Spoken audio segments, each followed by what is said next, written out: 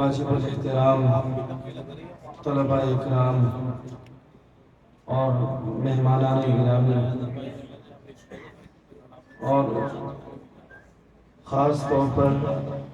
اس stage کو سجانے والے، اس اسٹیج کو رونق بخشنے والے ہمارے اساتذہ اکرام، خاص طور پر اس ادارے کے ذمہ دار ناظم اعلیٰ مولانا فہد صاحب اور اسی طرح مولانا اقبال صاحب، میں ان تمام حضرات کا بے حد مشکور و ممنون ہوں کہ آپ لوگوں نے اتنا بہترین نظام مرتب کیا، اسٹیج سجایا، اور یہ اسٹیج کا سجانا اور یہ نظام پورا بنانا یہ صرف و صرف محض آپ طلبہ کے لیے، یہ جو ننھے منھے بچے، یہ طلبہ معصوم بچے جنہوں نے اپنے سینے کے اندر قرآن محفوظ کیا، اور ان کے والدین جنہوں نے اپنے بچوں کو یہاں پر اس ادارے میں بھیج کر یہ ثابت کر دیا کہ آج بھی دین سے محبت کرنے والے اور دین سے لگاؤ رکھنے والے لوگ آج بھی اس دنیا میں موجود ہیں۔ اور یہ بچے جنہوں نے اپنے سینے میں کلام پاک محفوظ کیا ہے، جنہوں نے قال قال الرسول سیکھنے کے لیے دراسات کا رخ کیا، اس جامعہ کا، اس مدرسے کی طرف رخ کیا، وہ مبارکباد کے مستحق ہیں، کیونکہ اس پرفتن زمانے میں ان حالات کے اندر سینے کے اندر قرآن کو محفوظ کرنا اور دینی علوم کو حاصل کرنے کے لیے اپنے بچوں کو مدرسے کی طرف بھیجنا، یہ کوئی معمولی بات نہیں، یہ اللہ کی طرف سے انتخاب ہے، یہ اللہ کی طرف سے چناؤ ہے۔ ہر آدمی اگر چاہے بھی مال کے ذریعے سے، مادیت کے ذریعے سے وہ اپنے بچوں کے سینے میں قرآن منتقل نہیں کر سکتا، وہ دین کی طرف اپنے بچوں کو نہیں بھیج سکتا، الا یہ کہ جب تک اس کو اللہ کی طرف سے توفیق نہ ہو جائے۔ آج یہ جو اسٹیج سجایا ہوا ہے، یہ ماحول، اور ماشاءاللہ چاروں طرف سے اس مجلس کو اور اس ادارے کو چاروں طرف سے فرشتوں نے گھیرا ہوا ہے۔ یہاں پر قرآن اور حدیث کی ثنائیں لگتی ہیں، آوازیں گونجتی ہیں۔ میں تو یہ کہتا ہوں کہ اس مدرسے کی برکت سے آس پاس جتنے محلے ہیں، یہ پورا جو علاقہ ہے، آج اس علاقے کے اندر بھی فرشتوں کا نزول ہو رہا ہے اور برکتوں کا نزول ہو رہا ہے۔ آج مادیت ہی مادیت ہے، فتنے کا زمانہ ہے، اور اس ماحول میں، ان حالات کے اندر قرآن شریف کا پڑھنا پڑھانا یہ بہت بڑی بات ہے۔ یہ میں اس لیے کہہ رہا ہوں کہ میں کئی ممالک کا سفر کر کر آپ کے پاس آ کر یہاں پر بیٹھا ہوں۔ آپ پاکستان سے باہر چلے جائیں، آپ کو اندازہ نہیں ہے کہ وہاں پر دور دور تک آپ کو حافظ قرآن نظر نہیں آتا، مسئلے مسائل پوچھنے کے لیے آپ کو علماء نظر نہیں آتے، اپنی زندگی کے حوالے سے کہیں پر کوئی مشورہ کرنا ہو تو آپ کو دور دور تک مفتیان اکرام نظر نہیں آتے۔ آج یہ بہت بڑی نعمت ہے، یہ غنیمت ہے کہ آج اس طرح کے ادارے آپ کے علاقوں کے اندر قائم ہیں، جو فرض کفایہ کے طور پر اپنا کردار ادا کر رہے ہیں، اور آج آپ اپنے بچوں کی تربیت کے لیے ان اداروں کی طرف بچوں کو بھیج سکتے ہیں۔ اور آپ کیا سمجھتے ہیں کہ ان کے سینے کے اندر قرآن کا منتقل ہونا، یہ اللہ کی طرف سے منتخب شدہ سینے ہیں، اللہ کی طرف سے ان کا چناؤ ہوا ہے۔ کیوں؟ اس وجہ سے کہ جن کے سینے کے اندر خوشبو ہوتی ہے تو اللہ رب العزت ان کے سینے کو منتخب کرتے ہیں، اس پہ اپنے کلام الہی کو منتقل کرتے ہیں۔ اور یہ ہمارے لیے فخر کی بھی بات ہے اور یہ نعمت بھی ہے۔ اس نعمت کا شکر ادا کرنا چاہیے، اور ان کے والدین بھی مبارکباد کے مستحق ہیں کہ جنہوں نے اپنے بچوں کو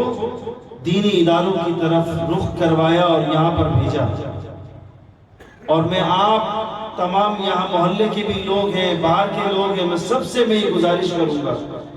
خدا را اس نعمت کی قدر کر لیجیے۔ آپ کو اندازہ نہیں ہے،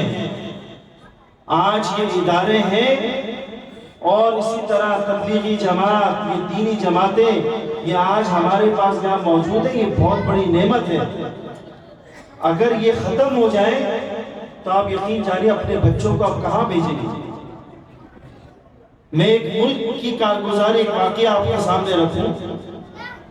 کہ ایک ملک میں ایک جماعت گئی، انہوں نے محنت کی، لوگوں کو ذہن سازی کی، تیار کیا،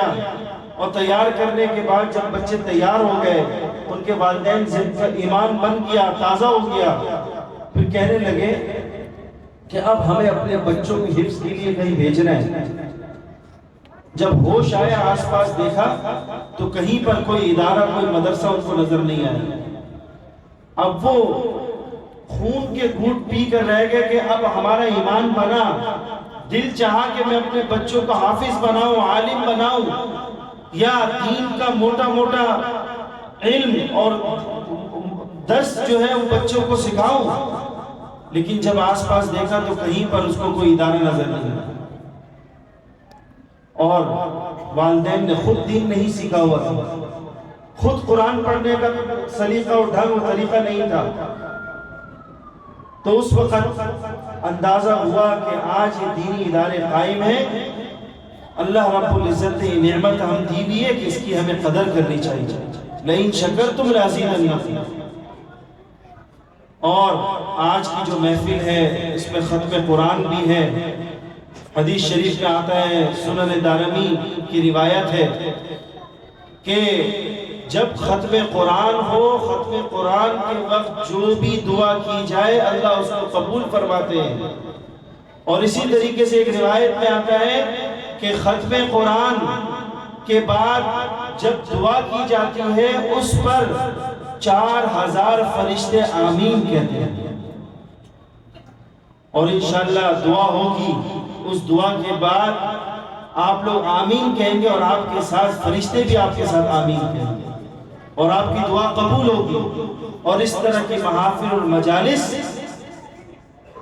اس کو تو چاروں طرف سے ویسے ہی فرشتوں نے گھیرا ہوا ہے، اوپر تک تانتا لگا ہوا ہے۔ اور یہ جو قرآن کی آیت میں نے آپ کے سامنے تلاوت کی ہے،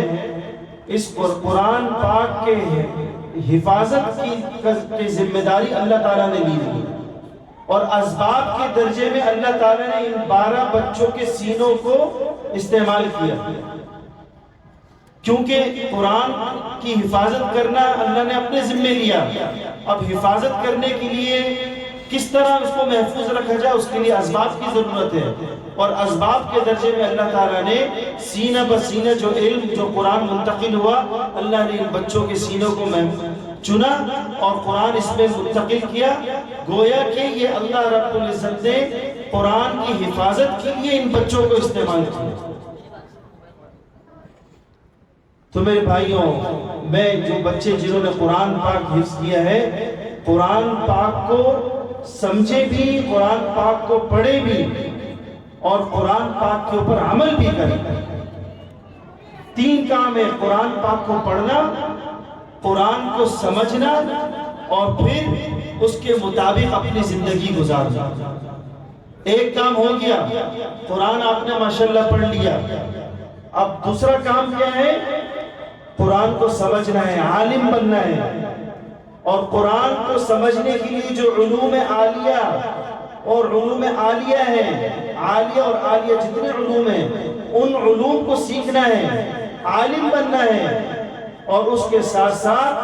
عملی میدان میں اتر کر ایک ایک حدیث اور قرآن کی آیت پر عمل کرنا ہے۔